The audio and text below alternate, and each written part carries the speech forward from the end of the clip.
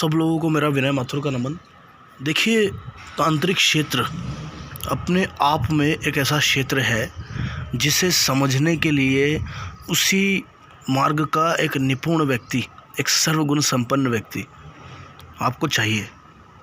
और अभी मार्केट में कई बुरे लोग हो गए, मैं किसी का नाम नहीं लेना चाहता, कई लोगों ने इसे एज अ बिज़नेस लेना शुरू कर दिया।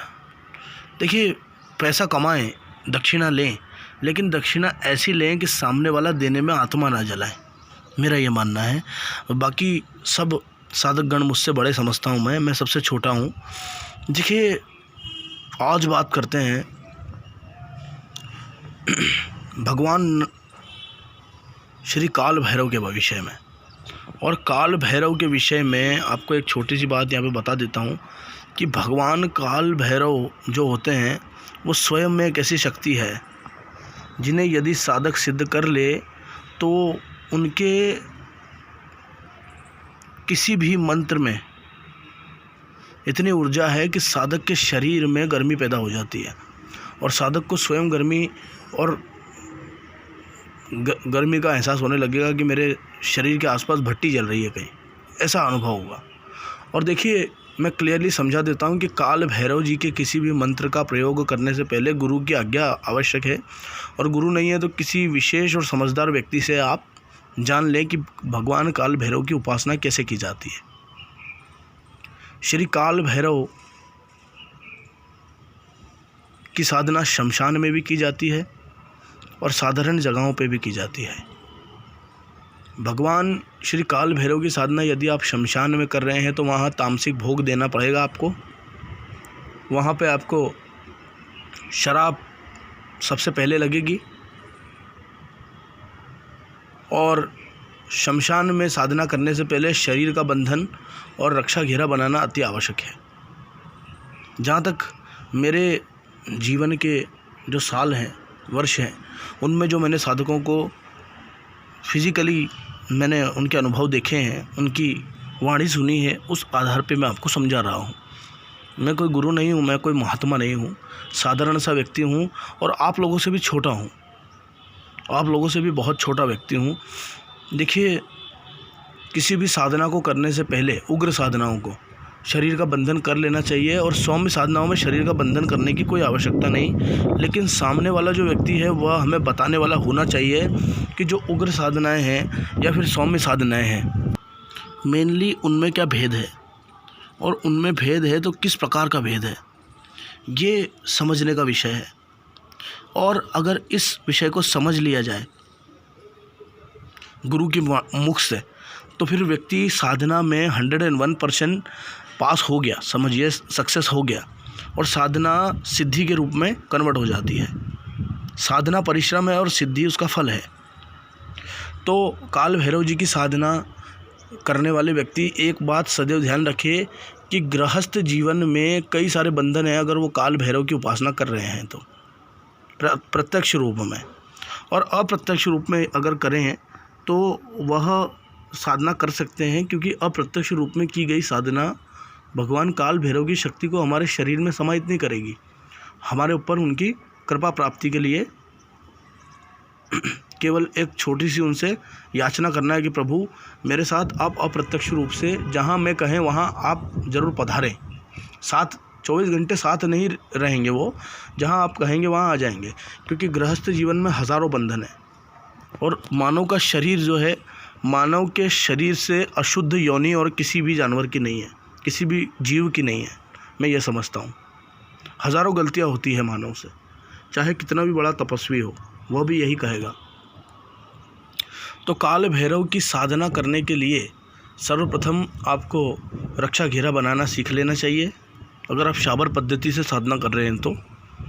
और अगर आप वैदिक पद्धति से साधना करते हैं तो उसमें भी रक्षा घेरा होना चाहिए अगर शमशान में कर रहे हैं तो।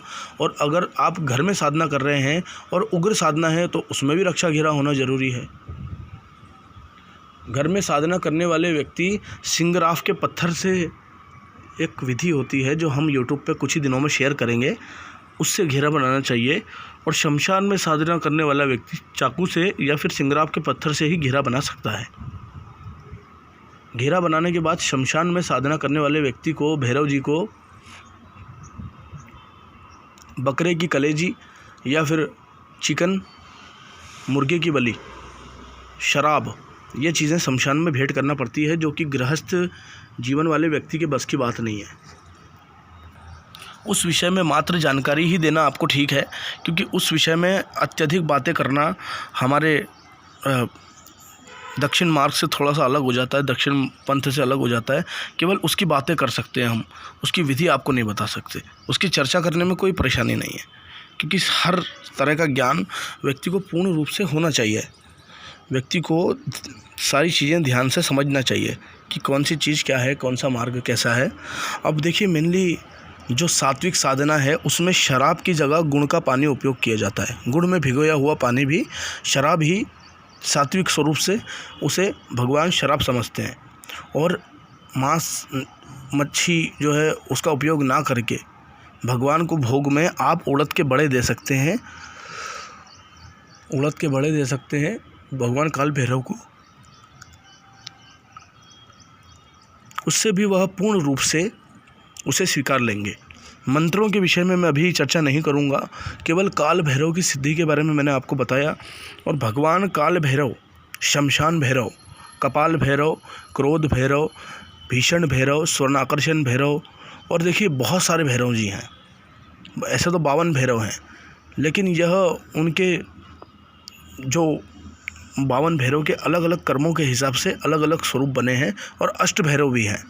अष्ट भैरव की पूजा और अष्ट भैरव के यंत्र, अष्ट भैरव की साधनाएं आपने कई यूट्यूब पर देखी होगी, लेकिन उनका बहुत ही तीक्ष्ण काम होता है अष्ट भैरवों का। और सबसे भयानक जो साधना है वो है शमशान भैरव की और एक क्रोध भैरव जी की। क्रोध भैरव जी की साधना हर एक व्यक्ति नहीं कर सकता। क्रोध भैरव जी की साधना भी शमशान में ही होती है और उनकी सात्विक पद्धति से भी होती है, लेकिन क्रोध भैरव जी की साधना करने वाले व्यक्ति जो साधक होता है उसमें बहुत ज़्यादा क्रोध बढ़ जाता है और साथ ही साथ में वह बहुत ज़्यादा उग्र प्रवृत्ति का हो जाता है। इसलिए क्रोध भैरव जी की साधना ज़्यादा दिनों तक नहीं करना चाहिए, प्रभु को प्रणाम कर लेना चाहिए। मेरे शब्द अगर आप लोगों को अच्छे लगे हों तो आप कमेंट ज़रूर करें, वीडियो को ज़रूर लाइक करें। देखिए, मैं मंत्र अभी नहीं देना चाहता ताकि कोई नए साधक मंत्रों का उपयोग करके कोई नुकसान ना कर ले। आप समझ सकते हैं, क्योंकि देखिए यूट्यूब पे कई सारे लोग मंत्र दे देते हैं। मैं मंत्र नहीं देना चाहता हूँ, क्योंकि कोई नया, किसी माता पिता का बच्चा है, किसी की संतान है, बेचारा वो साधना पंथ में नया नया आया है। अगर उसे मैं डायरेक्ट मूल मंत्र बता दूंगा, तांत्रिक मंत्र, अगर उसने जप लिया, उसके जीवन में कोई परेशानी आ गई, तो उसका 50% दोष बताने वाले को लगता है। इसीलिए मंत्र अभी नहीं बताएंगे। जब उपयुक्त समय होगा अगली वीडियो में हमारी, तो मंत्र और विधि दोनों समझाएंगे। धन्यवाद। काल भैरव साधना करने वाले व्यक्ति मुझसे संपर्क कर सकते हैं।